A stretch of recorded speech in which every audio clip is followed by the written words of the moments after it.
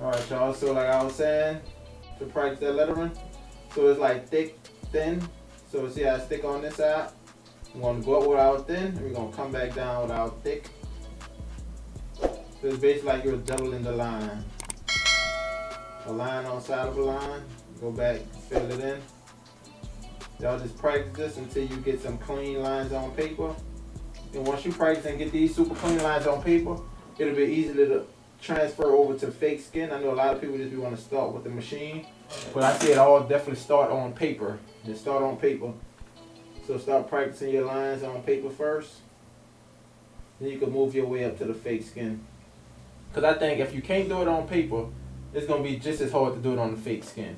So practice on the paper, y'all. So this is the thing I say when how you decide to use, what size liner to use. Is like depends on what you're tattooing. Like right now I'm tattooing just lettering. So I definitely would use like a 7-round liner for this. Nothing smaller than a 3-round liner. But to say if I was doing a line that was about this bold, and you had to fill all that in, I would definitely go with like an 18-round liner. Or you could still use your 7-round liner to hit these lines. Thanks for But joining. in the middle, you would use your 7 curve mag to shade it in on paper. One thing you can practice on paper is like the depth of how you're tattooing. Because if you could actually lighten your hand up and pull a line, let's see if y'all can see that. But you can lighten your hand up and try to pull a line versus trying different like pressures. When you're tattooing, to get thinner lines, you're going to have to lighten your hand up to like barely tap to get some of them thinner lines, especially if it's a small tattoo. So definitely practice your pressure points. So you know you don't have a heavy hand, because some people naturally just tattoo like heavy, or some people just naturally draw like with heavy lines, which I don't do that because in the beginning I used to do this, but what it used to do is cause prints at the back of your paper, and I never liked that. Even on the inside right here, you see how hard it is when you cause them prints. So definitely learn to lightly tap. Same thing how I drew this name, I lightly kind of made those circles. Barely any pressure versus if I would have just been hitting it dark. So that's one thing you need to know on regular paper. Practice that with your wrist motions, and you're going to get it on fake skin with ease. Yeah, one of the reasons I think I fell off the flat mags, because when I was using them, the edges is so sharp. So it's like they was catching on to the skin, trying to get caught on the skin. So I think that's why I moved over to the curved mags. And it's easy to hit some circular motion without that edges of that sharp mag, flat mag getting caught on the skin. Let me know y'all thoughts. Y'all use flat mags or curved mags? Let me know down in the comments below. So yep, just like the home machine, you'll basically go back over these lines. If it was a stencil, pull that straight line. And if needed, I always tell people, if you want to, like, you're not confident enough, and you're not sure if you're going to get you a clean line, what you do, I pull that out, damn. But yeah, that's one thing I say that when you're pulling the line, if you're not confident with making the line, I'll say practice that motion, how you constantly sweep, and then get ready. Once you feel a little more confident, then come back and pull that line. Same thing around back. You can practice those motions. Even if you come from this way, you can practice those motions however you feel comfortable, and then come back and pull that line. Because you got to think about it. You tattooing, so this is permanent tattoos. So yeah, I think like learning lettering is just basically like another style. Just like you will learn how to draw rolls, you will learn, look at letters, and keep repeating it, drawing them. Even if you have to start out tracing them to get the hand movements and how it go, start out doing that, trace them. And then you build up to you start drawing them. And then after you draw them for so many times, so repetition build up, that muscle memory build up, it's like you'll remember how it looks.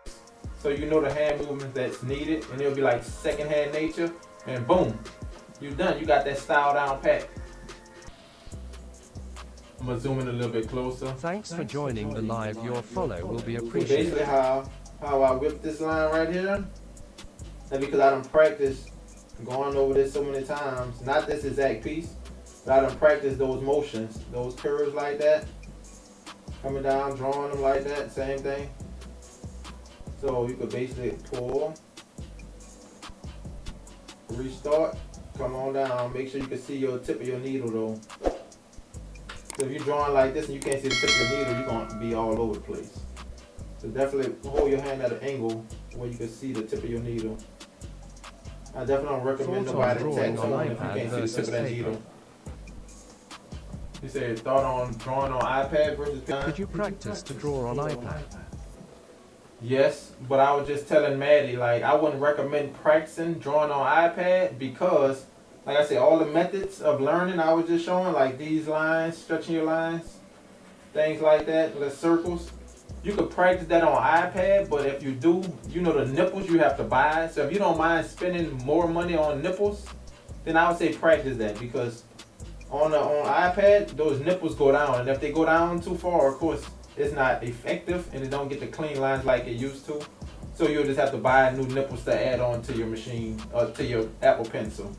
So yes, short answer, yes, you can practice on iPad, but long answer, over time, it will dull your nipples out, and you'll basically have to catch yourself buying more and more nibs to add on to your pen.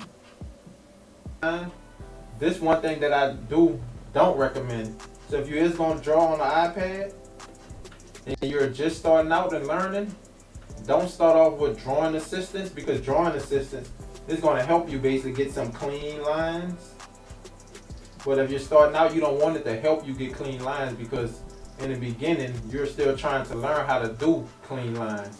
So no drawing assistance, practice on getting those straight lines. And once you get your straight lines, then you can use drawing assistance when you're doing like your stencils, anything like that, which at the end of the day is not really needed, but you don't want all that assistance. You don't want to handicap you, because that's what this new technology is definitely doing. Thanks for joining the live Your Follow Will I understand you fully.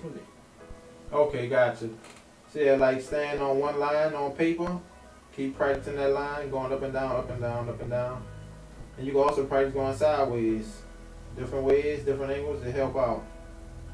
So when it's time for you to really pull a line on paper, like I said, whether it's a curve or it's straight up and down, your muscle memory for your wrist, it will definitely help you out in the long run. So yeah, I definitely hope this helped you all. Make sure y'all practice. If you're starting out, make sure you practice this at least twice a day. I would say twice a day. If you ain't got the time, at least once a day minimum. Put about 30 minutes to an hour into it. I guarantee you'll learn how to do your letters. In the midst of it, you can also learn how to do clean lines. So definitely y'all keep practicing, keep practicing. See you all in the next video.